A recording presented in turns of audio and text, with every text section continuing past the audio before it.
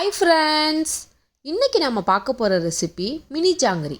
வீடியோக்குள்ளே போகிறதுக்கு முன்னாடி அர்ஃபான் கிச்சன் சேனலை சப்ஸ்கிரைப் பண்ணாதவங்க சப்ஸ்கிரைப் பண்ணிடுங்க. ஆல்ன்ற பட்டனையும் கூட கிளிக் பண்ணிடுங்க. இப்போ வாங்க வீடியோக்குள்ளே போகலாம். இதுக்கு ஒரு மிக்சிங் பவுல் எடுத்துக்கோங்க. இதில் 1 கப் அளவு உளுந்து, 2 டேபிள் ஸ்பூன் அளவு பச்சரிசி சேர்த்துட்டு இதை 4-5 முறை நல்லா தண்ணி கலந்து அலசி வச்சுக்கோங்க. அப்போ தான் உளுந்தோட ஸ்மெல் ஜாங்கிரியில் வராது. இப்போ உளுந்தில் உள்ள தண்ணியெலாம் நல்லா வடிச்சிட்டு வேறு தண்ணி ஊற்றி ஒரு 2 மணி நேரம் இதை நல்லா ஊற வைக்கணும். அதுக்கு மேலே ஊற வச்சக்கூடாது, ஜாங்கிரி புளிச்சு போயிடும். இப்போ கரெக்டாக 2 ஹவர்ஸ் ஆயிடுச்சு. இதில் உள்ள தண்ணியெல்லாம் கொஞ்சம் இல்லாமல் வடிச்சிட்டு ஒரு மிக்ஸி ஜாரில் சேர்த்துருங்க. இதில் ஒரு 1/4 கப் அளவு தண்ணி சேர்த்து நல்லா வலுவலுன்னு அரைச்சி எடுத்துக்கோங்க.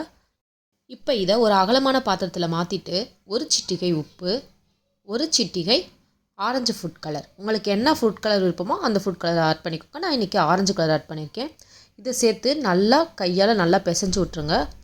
இந்த மாவு பிணையும் போது எப்பவுமே ஒரு அகலமான பாத்திரத்தையாக சூஸ் பண்ணிக்கோங்க. இப்போ இதில் 3 டேபிள் ஸ்பூன் அளவு கார்ன்ஃப்ளவர் மாவு, அதாவது 1/4 கப் சேர்த்துடலாம். சேர்த்து இதை நல்லா கலந்து விட்டுருங்க. நல்லா கலந்து இப்போ மாவு ரெடி ஆயிடுச்சு. இதை ஒரு ஓரமாக இருக்கட்டும். நெக்ஸ்ட்டு நம்ம சர்க்கரை பாகு ரெடி பண்ணலாம். உளுந்து எடுத்த அதே கப்பில் 2.5 கப் சர்க்கரை, அதாவது 1 கப் உளுந்துக்கு 2.5 கப் சர்க்கரை, அதே கப்பில் 1.5 கப் தண்ணி சேர்க்க போகிறோம். 1.5. ஸோ நம்ம எந்த கப்பில் உளுந்து எடுத்தோமோ அதே கப்பில் தான் எல்லா மெஷர்மெண்ட்டும் பண்ணுறோம்.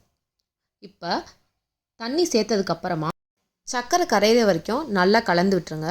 கலந்து விட்டு கரெக்டாக ஒரு 5 நிமிஷத்துக்கு அப்புறம் கொதித்து சர்க்கரை பாகு ஒரு பிசுபிசுப்பு தன்மைக்கு வரும். அது வரைக்கும் நம்ம இதை நல்லா கொதிக்க வைக்கணும்.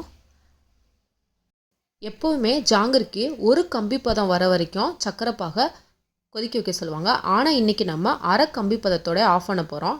ஏன்னா ஒரு கம்பி பதம் செக் பண்ணும்போது நம்மளுக்கு அந்த பக்குவம் மாறிடும். அப்போ ஸ்ட்ரெச்சர் கரெக்டாக வராது ஜாங்கிரிக்கு. ஸோ அரை கம்பி பதத்தோடு நம்ம ஆஃப் பண்ணிடுறோம். பாருங்கள், கரெக்டாக அரை கம்பி பதம் வந்துருச்சு. இப்போ ஸ்டவ்வை ஆஃப் பண்ணிவிட்டு இதில் ஒரு 5 போல் இடித்த ஏலக்காய், ஒரு பிஞ்ச் ஆரஞ்சு ஃபுட் கலர் கலந்துட்டு இது ஒரு ஓரமாக இருக்கட்டும். நெக்ஸ்ட்டு நம்ம மாவு ரெடி பண்ணி வச்சுருக்கோம்ல, அதை நார்மலான பாலித்தீன் கவரில் போட்டுட்டு லப்பர் பேண்ட் போட்டு செட் பண்ணிவிட்டு முன்னாடி கூர்முனையை மட்டும் கட் பண்ணிடுங்க. இப்போ தேவையான ஆயிலை கடாயில் ஊற்றிட்டு ஹீட் பண்ணிக்கோங்க. நெக்ஸ்ட்டு நல்லா ஆயில் ஹீட் ஆனதுக்கப்புறமா இதில் ஜாங்கிரி புளியை ஆரம்பிச்சிடலாம். ஜாங்கிரி இப்படி தான் புளியன்ற அவசியம் இல்லை. நம்ம முறுக்கு புளிகிற மாதிரி சர்க்கிள் ஷேப்பில், நமக்கு எந்த ஷேப்பில் வருதோ அந்த ஷேப்பில் உங்களுக்கு விருப்பப்பட்ட சைஸில் நீங்கள் புளிஞ்சுக்கோங்க. நான் இன்றைக்கி பெரிய ஜாங்கிரியும் புளிகிறேன். பாருங்கள் எவ்வளோ அழகாக வந்துருச்சுன்னு. இது வேகிறதுக்கு ஜஸ்ட்டு 1-2 மினிட்ஸ் தான் ஆகும். குயிக்காக இதாயிரும். இப்போ இது எல்லாத்தையும் நம்ம திருப்பி போட்டுடலாம். திருப்பி போட்டுட்டு 1 மினிட்டில் நம்ம இதை எல்லாத்தையும் வெளியே எடுத்துடலாம். பாருங்கள் எவ்வளோ கிறிஸ்பியாக ஜாங்கிரி ரெடி ஆயிடுச்சுன்னு. இப்போ நம்ம ரெடி பண்ணி வச்சுருக்க சர்க்கரை பாகுல இதை சேர்த்துடலாம். இதை நல்லா கலந்து விட்டு 2-3 நிமிஷம் ஊறட்டும். அதுக்குள்ளேயே நம்ம அடுத்தடுத்து ஜாங்கிரி போட்டுடலாம். இப்போ ஒரு பெரிய சைஸ் ஜாங்கிரி உங்களுக்கு புழிஞ்சு காட்ட போகிறேன். அவ்வளோதான். இதை இப்போ திருப்பி போட்டுட்டு 1-2 மினிட்ஸில் ரெடி ஆயிரும். இதை எடுத்து நம்ம சர்க்கரை பாகுல போட்டுடலாம். இதே மாதிரி அடுத்தடுத்து குட்டி குட்டி ஜாங்கிரி நம்ம புழிஞ்சிடலாம்.